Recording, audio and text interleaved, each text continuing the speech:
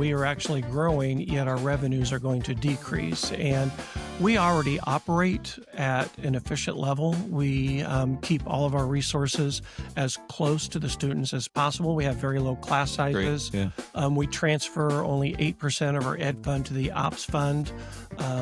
The mechanisms are designed to be up to 15%. Okay. Many schools do that, but we want to keep the support in the classrooms as much as possible. So that just means what we're doing becomes harder and harder.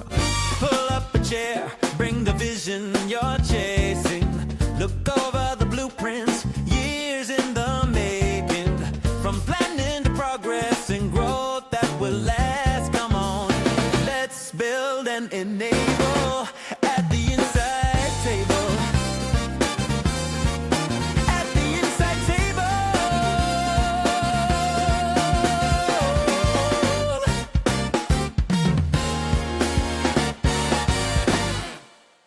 Hey, thanks everybody for joining us today at the Insight Table. Our guest today is going to be awesome. It is Dr. Jack Parker from Mount Vernon School District here, just east of Indianapolis.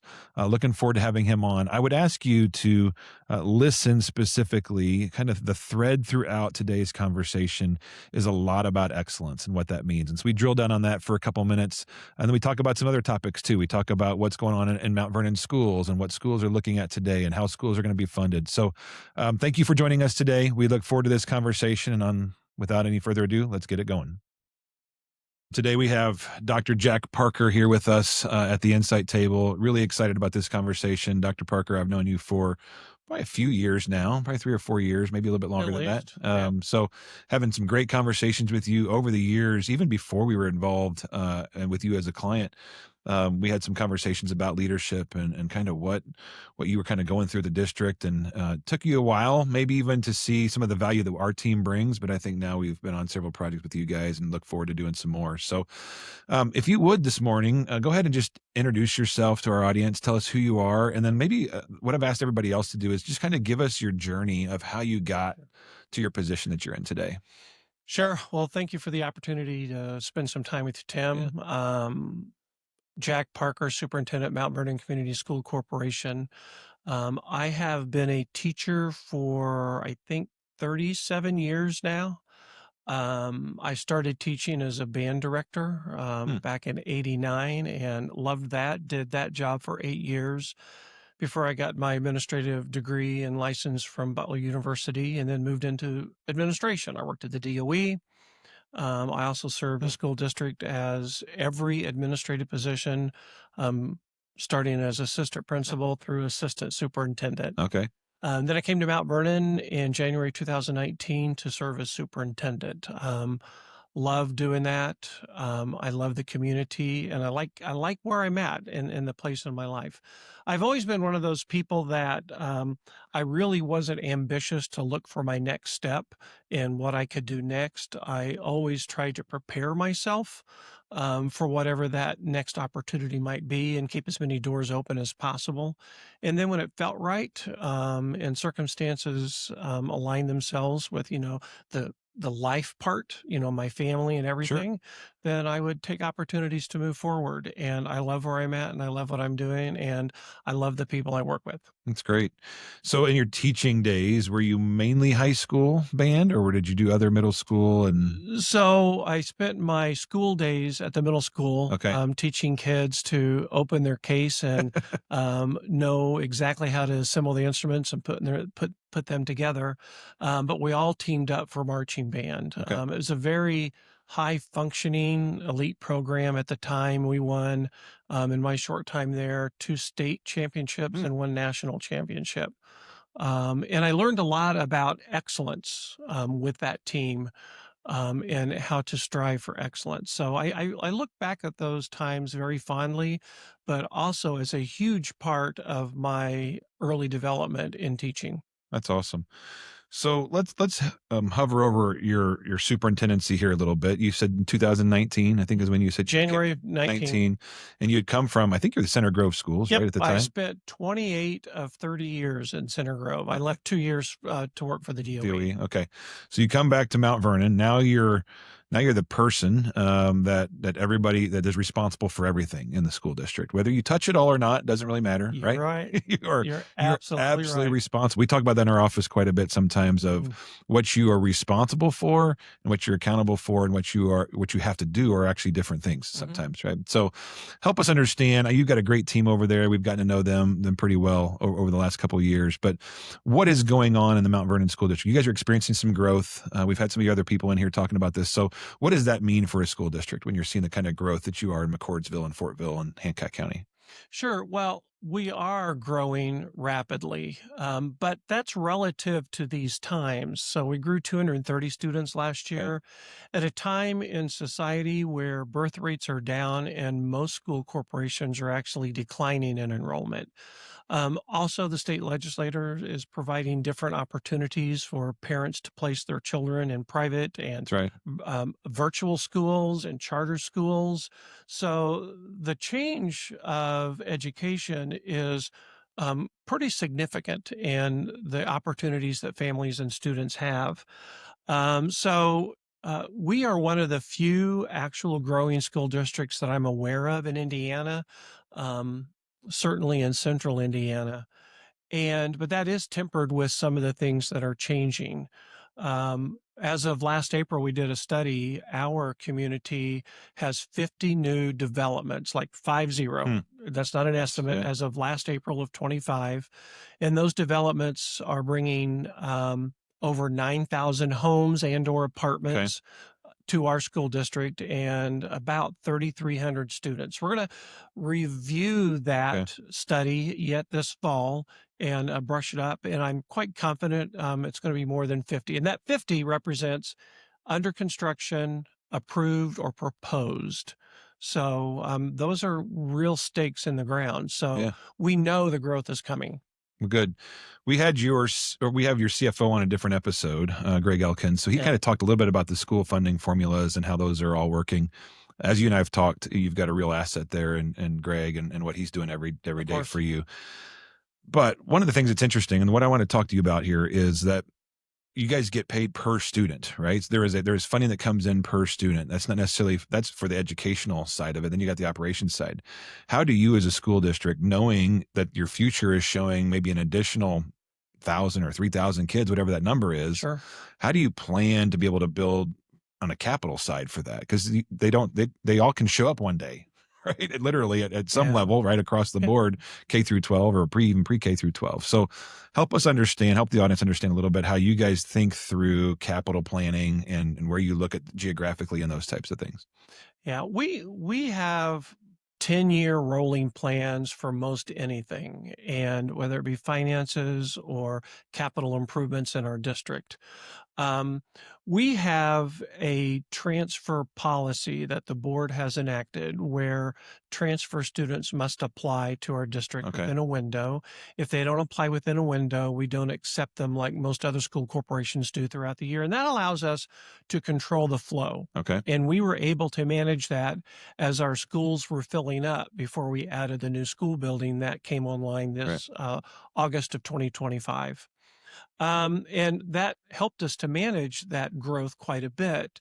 The other part of that is we also understand that due to our location, parents are choosing different things. That's very appropriate. We respect that. But right now, I think it would surprise many of the listeners and certainly the community that we have more students that live in Mount Vernon choosing other things, other schools, Hmm. than choose to transfer in. And it's just a part of the times. I believe people move more than they move their schools. Yeah. So I'm committed to maintaining our transfer student applications and keep bringing students in. We have over 500 students that are transferring into our district every year. And until that reaches the level of the number of students that are not attending Mount Vernon schools, and many of them that are technically transfer out students have never been our student. Hmm. Okay. They will establish themselves in a district and then move around. Sure. So I think it shows good stewardship that we manage transfer students, that we understand the net transfer. And for us, that's about negative 200. A lot of school districts, it's even more than that, considerably more than that. So that's why that's not daunting at all. Sure. Let's shift a little bit and talk about a project you and I both worked on together, which is Amplify Hancock. Mm. I think this is a really impressive project, but more importantly, it's a very important project for Hancock County. And as we kind of got into it with some of the county leaders, I remember some of the early conversations with you and Rob and other Harold and other people. I mean, even 3, 4 years ago, sometimes, right? Understanding what that project could become, right? And how it was needed to be a collaboration of the school districts in the county, plus the county government, plus all these different things. And it really felt like the timing was right because something had been tried this before, even before you and I were around. I grew up in Hancock County, but I don't remember those days. But clearly, these conversations have. So, what is Amplify Hancock? Let's just start there. What is Amplify Hancock? Let's tell everybody what that is. Well, we are so appreciative of the county's support to build Amplify Hancock, which serves workforce development, but also the county is allowing the Hancock County Career Center, which is the 4 school corporations, to use as our K through 12, which is really just high High school, school. career center for high school students. For years, the 4 school districts in Hancock County were sending our students outside of the county to 5 different career centers for CTE courses. And it's for that, it's about scalability. So we had some pretty good courses and we still have them at Mount Vernon High School, Sure.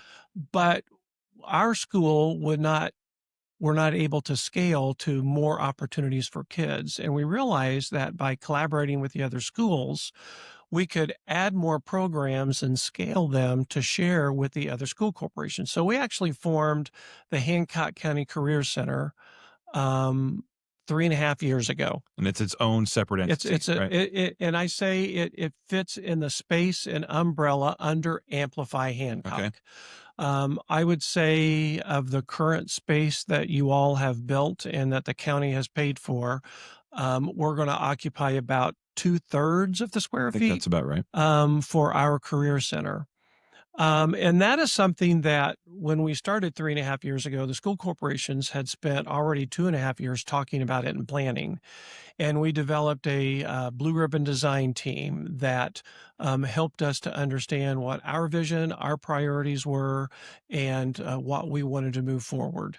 And that is, we needed to share a roof so that we could scale our programs so that all of our students could have more opportunities for vocational training in a career center at high school level. Yeah, and that's going to open this fall, right? So when you guys go back to school in August or is Yeah. it July, maybe I'm not sure when you guys go back. Yeah, it'll be Um, 1st of August. Okay, so 1st of August, that's going to be open and available to the students that are there. And we've already got. I know I talked to Stan actually a few weeks ago now, and he said we've already got several students signing up. What do you know what the numbers are going to look like? Maybe that first Well, semester. we have been working really hard to scale up to start with Yeah. 400 Okay. students, and it's something that in order to operate, we needed to have a Sure. certain number of critical students. So we started off with 90, and then 120, and then 220, and Okay. this year we're close to 300. Great. And that is sharing programs. So we send kids to Right. all of the other Other schools schools. too. Yeah. They send them to Mount Vernon.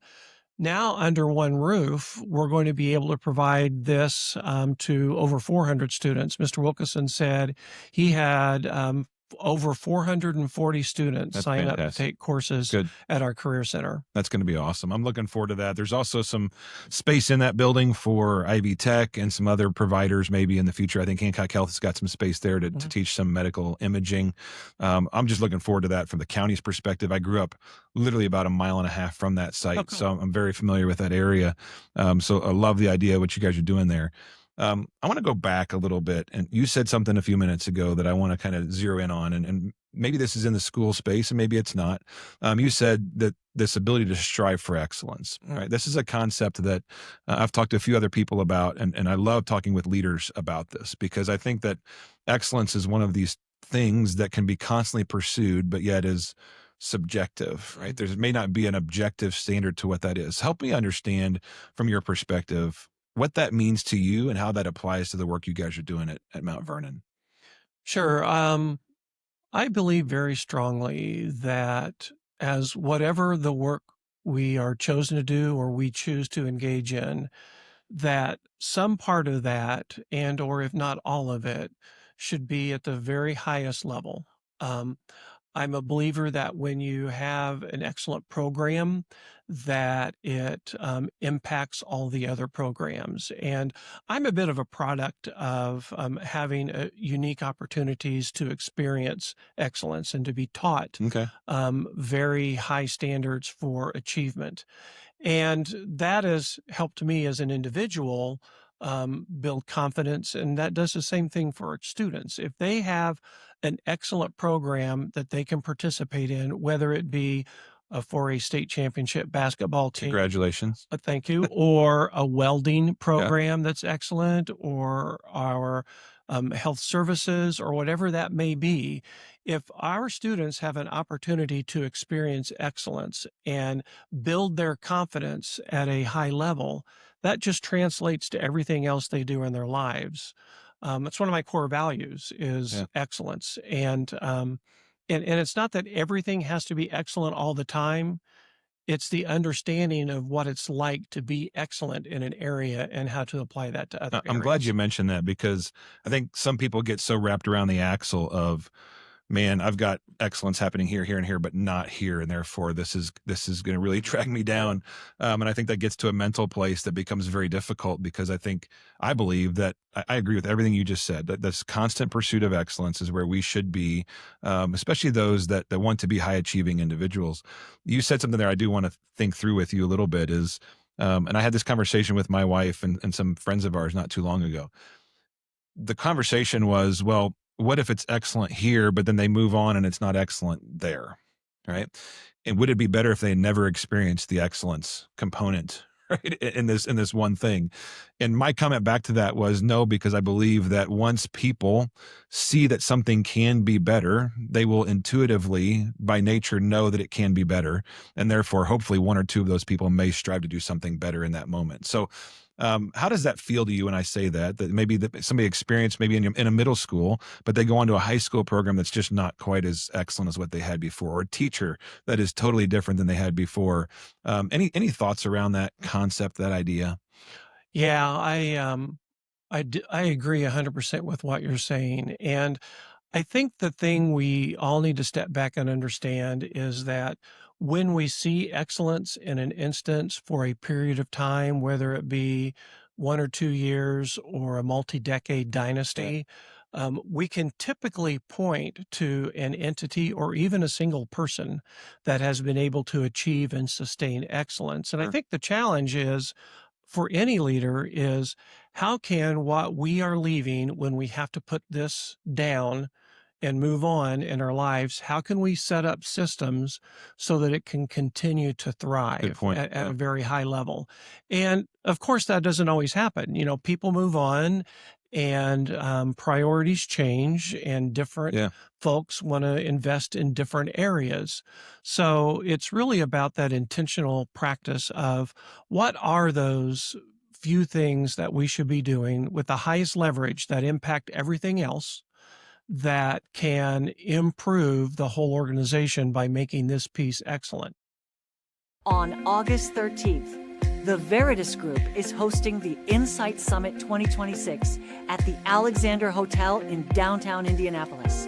This is a one-day in-person gathering designed for mayors, city and county officials, planners, engineers, economic development leaders, and community advocates who are actively shaping Indiana's future. The day is built around real-world insight from Veritas Group-led projects across the state, focusing on what's actually working in infrastructure, public space development, and economic growth.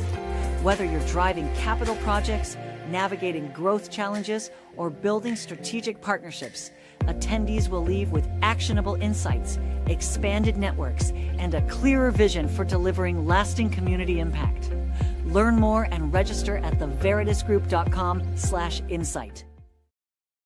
let's keep that excellence conversation going and let's move to this SEA1 conversation that we've all been dealing with over the last year or so as we kind of plan for this. And you guys are getting ready to realize the very first tax payments that are coming in here in May and understanding what this is Mhm. really going to do to budgets. How does a school district continue to pursue excellence in everything that we're doing? Um, at the same time and be maybe handcuffed, maybe a little bit better term than strapped. But we went through some of the changes in a couple different episodes on what SCA1 or Senate Enrolled Act 1 is doing to the property tax legislation in Indiana and what that's doing to school districts and cities and towns. Help us understand your plan for continuing to push for excellence in Mount Vernon schools at the same time having to rethink how we may fund some things. Sure. The SEA one is a significant reform of property taxes, and it's impacting all taxing entities from municipalities Yeah, to schools. And it's not a positive. It is a reduction in revenues for us. And I can understand that. I mean, especially some of the communities that might be shrinking, schools that might be sure. decreasing in enrollment. Of course, that makes a little bit more sense.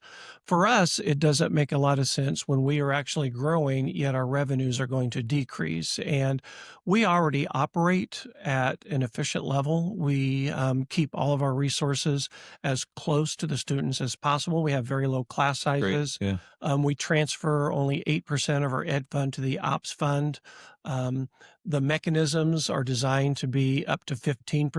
Okay. Many schools do that, but we want to keep support in the classrooms as much as possible. So that just means what we're doing becomes harder and harder operationally, both in any capital expense and operational expense. So we look at every way to save money, to gain revenues. We have a handful of um, interventions that we're moving forward to help deal with this in the future.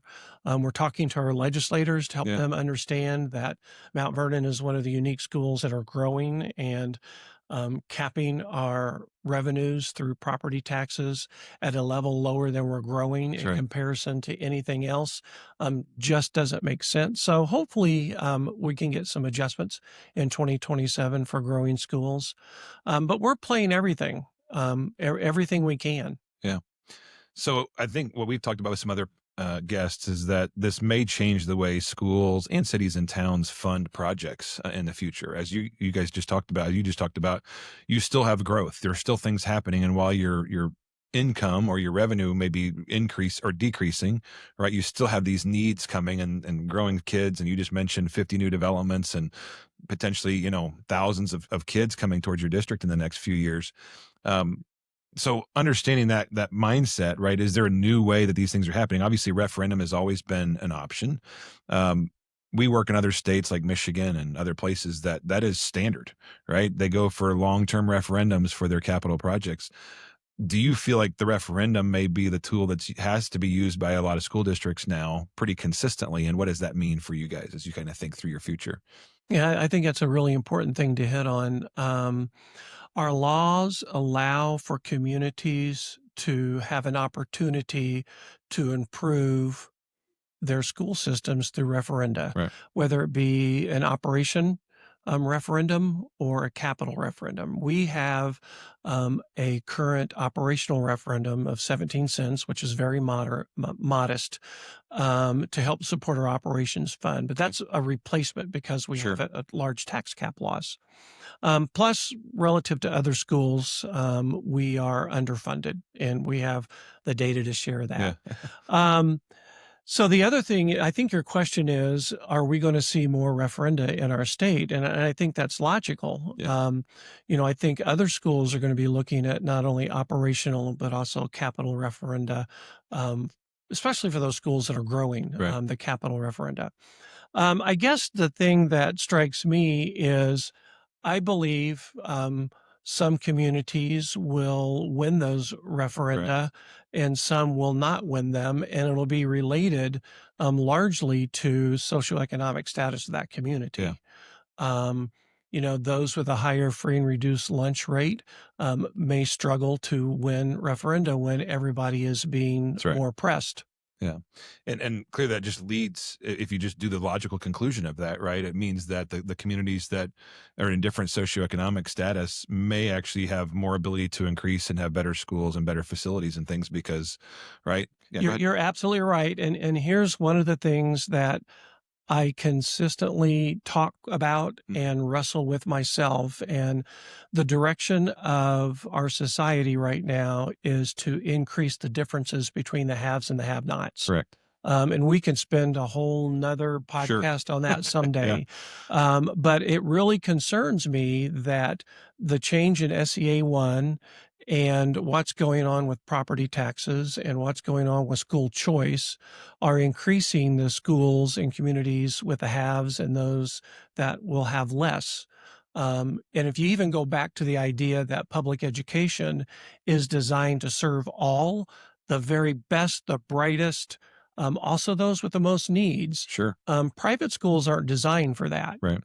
And that causes concern for me that we're going to be a society of more divided have and have nots. I totally agree with you, Jack. I think this is a really important topic. And as you said, we could probably spend another hour just on this conversation. But it seems that a lot of what society is doing in the under maybe the guise of betterment, right, or to make things better, is simply driving more and more people apart instead of bringing people together, especially in the public realms, right? Whatever the Mm. public realms are, whether it's government or education or whatever the piece and part is. So what do you see as kind of the next big thing coming in education? Is it AI? We hear this a lot. What is that doing to you guys? So to help us understand, as you think through the future, the next 10 years, what does that look like for education? What's coming down the pipe for you guys? With the new school accountability model, and we're starting to understand that as it's been released recently, that every individual student, the way the DOE words it is, gives schools points, right? Okay. But I like that. I like the fact that schools are designed to build every child up. And that's what public schools do. That's right. And whether it be the most gifted or those with the most struggles, it's our job to build kids up. And so many things are changing in our society with technology, what we're learning about social media. I'm really proud of our state legislature for passing the social media laws that they've done. Yeah. I'm one of the first in the country. I think it's a great thing for kids as our students and children struggle more with mental health. So, mental health is always going to be something important, helping everybody learn to regulate their emotions and to be productive. So we lean in on that quite a bit, and that'd be a nice topic to visit. But Sure. you did mention AI, and AI is so fast that it's hard to keep up with. And we formed a task force this year. We have technology integration specialists that we started this year, and they're brilliant, who are learning at a more advanced rate to Mm. help support all the teachers in our school. But AI is used for both. Um, Administrative preparation or teacher preparation, Sure. lesson planning, Yeah. but it can also be used directly with children, with students. And we're trying to learn how best to do that so we can leverage AI both to be more efficient and creative lesson planners, but also how to use it in an ethical way for students and to help their learning grow to an even higher level. As much as our task force has learned this year, and we have a task force meeting yet this afternoon, as much as we've learned, and we are growing so fast in what we're learning about AI, AI is moving so Yeah. fast, it's hard to keep up with. Yeah. We're experiencing the same thing. We as a firm here, I think it was about 5 months ago, we formed a committee that was specifically supposed to focus on AI and what we were using it for and how we were gonna, and I feel like we created a policy out of it, right? We've got some governance, we've got some just standard operating procedures. We've got which softwares you can use internally, which one you Yeah, can't use. So we got all this set that's great. and but now I feel like we're behind again. Right? Because every time we come up with a list, there's another list of things to analyze or to look at. And so I think this is going to be like when the internet popped out, right? And all of a sudden kind of took off. And, I remember, while it happened a long time ago, and you probably remember this as well, right? The internet comes on the scene kind of big in the early mid 90s, and everybody's like, yeah. okay, that's not that big of a deal. It won't change that much. Like, we're going to keep going. I remember I had never really been on the internet until I went to college, other than maybe just a little bit here or there.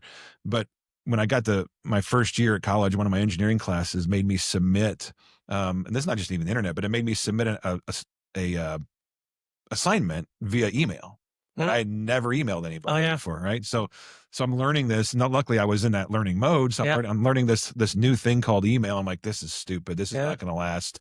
And here we are, now 30 years later, and fully active, engaging, and now we can't even imagine not having the internet capabilities at our fingertips. I think it'll be very much the same way with AI, as it begins to revolutionize a lot of what we're doing. I want to wrap up today's conversation anyway, because you brought up like 6 points that I wrote down that I'd love to have you come back and we can talk more about those. But today, I want to talk about one of the hobbies that you've shared with me over time. Correct me if I'm wrong, but I think you are the coach for Mm. Mount Vernon's.